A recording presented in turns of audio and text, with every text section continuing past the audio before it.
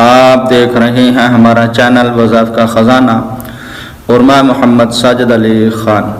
دوستو، جس طرح آپ کو معلوم ہے کہ ہمارے اس چینل پر عموماً وظائف ہی بتائے جاتے ہیں، اور اسی مناسبت سے آج میں آپ لوگوں کو جو وظیفہ بتانا چاہتا ہوں وہ ایک پری کا عمل ہے، اور یہ پری بہت ہی اچھی پری ہے، اور مگر یہ ذہن میں رکھ لیں پری کی کچھ اور بھی ڈیٹیل ہیں جو میں انشاءاللہ آپ لوگوں کو وہ بھی بتا دیتا ہوں، اور اس کا عمل کا طریقہ جو پرہیز ہے وہ بھی انشاءاللہ بتا دیتا ہوں۔ یہ وظیفہ بتانے سے پہلے اگر آپ نے ابھی تک ہمارا چینل سبسکرائب نہیں کیا تو سب سے پہلے ہمارا چینل سبسکرائب کر لیں، بیل آئیکن کو آل نوٹیفیکیشن پر اوکے کر دیں تاکہ جب بھی ہماری طرف سے نئی ویڈیو آئے تو سب سے پہلے آپ کو اس کا نوٹیفیکیشن مل جائے۔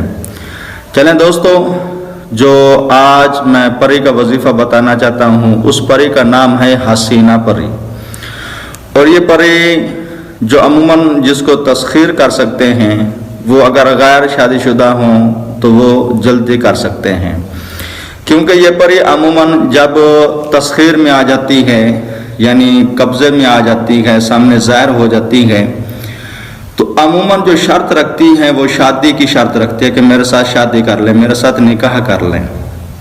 تو یہ ذہن میں رکھیں، اگر کوئی شادی شدہ بھی کرنا چاہتا ہے تو اس کو تھوڑا سا ایکٹیو رہنا پڑے گا کہ بالفرض وہ سامنے حاضر ہو جاتی ہے، مگر وہ شرط رکھتی ہے کہ اپنی پہلی بیوی کو چھوڑ دیں تو آپ اس کی شرط نہیں مانیں گے۔ اس کا طریقہ کار یہی ہوگا کہ آپ نے جو وظیفہ ہے وہ انشاءاللہ وظیفہ میں آپ کو بتا بھی دوں گا اور انشاءاللہ سکرین پر بھی دے دوں گا تاکہ یاد کرنے میں آسانی رہے۔ آپ نے اسی وظیفے کو پڑھتے رہنا ہے۔ بالفرض اس عمل کی جو مدت ہے وہ 7 دن ہے۔ 7 دن میں عموماً ظاہر ہو جاتی ہے۔ اگر کسی کے پاس 7ویں دن بھی ظاہر نہیں ہوتی تو وہ عمل کو چھوڑے نہ، عمل کو مسلسل کرتا رہے جب تک ظاہر نہ ہو جائے، جب تک اطاعت نہ کر لیں، کیونکہ آپ پڑھائی کر رہے ہیں، آپ اس کو کھینچ رہے ہیں۔ اگر آپ ہی ڈھیلے ہو گئے تو آپ پر سوار ہو جائے گی۔ اس چیز کو ذہن میں رکھ لینا، آپ نے ایکٹیو رہنا ہے، سمجھدار رہنا ہے۔ اس کی یہ شرط ہے کہ بالفرض آپ پہلے ہی شادی شدہ ہیں تو اس کی یہ شرط قبول نہ کریں، کیونکہ آپ پہلے شادی شدہ ہیں، اس کو شرعی طور پر طلاق بھی نہیں دے سکتے۔ تو آپ نے کہنا نہیں، میں نے اس کو بھی رکھنا ہے اور آپ سے بھی محبت کرنا چاہتا ہوں۔ اب اگر وہ بالفرض کہتی ہے کہ میرے ساتھ نکاح کرو، اس کو صحیح ہے، میں نکاح کرنا چاہتا ہوں، میں نکاح کر لوں گا۔ تو جو اس کا عمل کا طریقہ کار ہے وہ 7 دن آپ نے اس کی پڑھائی کرنی ہے 1485 مرتبہ، یعنی 1485 مرتبہ آپ نے عجیب یا شازی، موخی یا بازی، یوخی یا توخی، اور اس پڑھائی کو پڑھتے وقت کم از کم 2 گھنٹے لگ جائیں گے، یہ ذہن میں رکھ لینا۔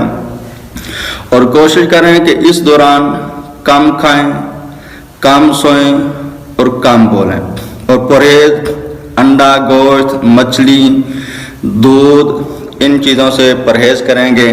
مٹھائی وغیرہ جو ہے نا یہ بھی تھوڑی سی پرہیز کر لیں گے۔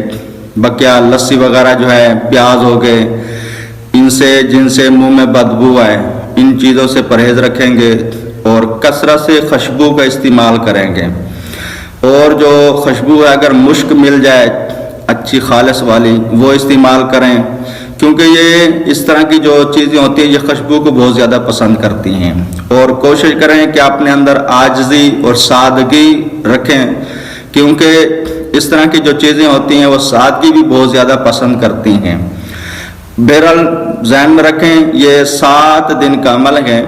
اگر بالفرض 7 دن میں پری حاضر نہیں ہوتی تو آپ کی مہربانی عمل چھوڑنا نہیں، کیونکہ میں نے بذات خود یہ عمل کیا تھا، مگر میری کچھ جسمانی پریشانی کی وجہ سے، یعنی مجھے کچھ اس ٹائم بیماری تھی جب میں نے کیا تھا، رمضان کا مہینہ تھا، اور اس کا عمل میں نے 3 دن کیا تھا، تو مجھے پہلے ہی پتہ چل گیا تھا، یعنی جب میں نے اس پری کے متعلق اپنے بزرگان دین سے مشورہ لیا، اپنی پڑھائی کے ذریعے مشورہ لیا کہ یہ کس طرح کی پری ہے، کیا اس کی کوالٹی ہے، کس طرح کا ہے، تو مجھے پہلے بتا دیا گیا کہ یہ چھوٹے قد کی ہیں، اور حسینہ اور خوبصورت ہے. جس طرح اس کا نام ہے نا حسینہ پری، تو اسی طرح یہ حسینہ اور خوبصورت بھی ہیں، مگر یہ تھوڑی سی شرارتی ٹائپ کی بھی ہیں. تو یہ ذہن میں رکھنا، مجھے پہلے ہی دن ہی بتا دیا گیا تو یہ شرارتی ہے، یہ آپ کو تنگ ضرور کرے گی. تو اس ٹائم میرے ساتھ مسئلہ بنا ہوا تھا، مجھے نیند بہت زیادہ آتی تھی، یعنی جسم میں گرمی کی وجہ سے نیند بہت زیادہ آ جاتی تھی، جس کی وجہ سے میرے ساتھ یہ مسئلہ بن جاتا تھا کہ مجھے پڑھائی کے دوران نیند غالب ہو جاتی تھی.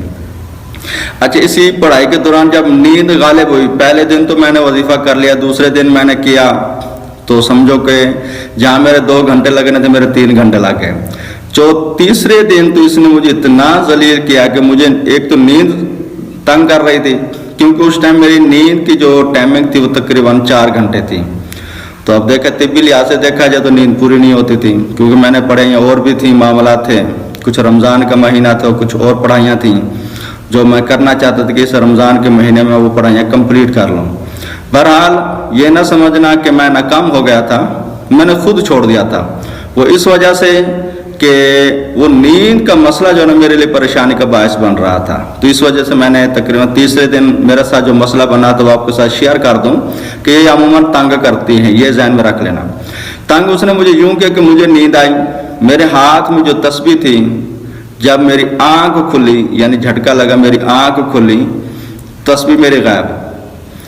اب اچانک جب میں نے تسبیح ڈھونڈنے کی کوشش کی، تسبیح کافی آگے پڑی ہوئی تھی. اب وہی اندازہ میں نے لگایا کہ میں اگر نیند میں تھا تو نیند میں عموماً بندہ نیچے جھکتا ہے، اگر میں نیچے جھکا تھا تو یہ تسبیح پھر زمین ہی پر نیچے ہی ہونی چاہیے تھی. تسبیح اتنی دور کیسے چلی گئی؟ اگر بالفرض تسبیح دور چلی بھی گئی تو میں پیچھے ہوتا، میرے ہاتھ اوپر ہوتے، پھر تسبیح آگے جاتی، مگر میں وہیں ویسے ویسا بیٹھا ہوں.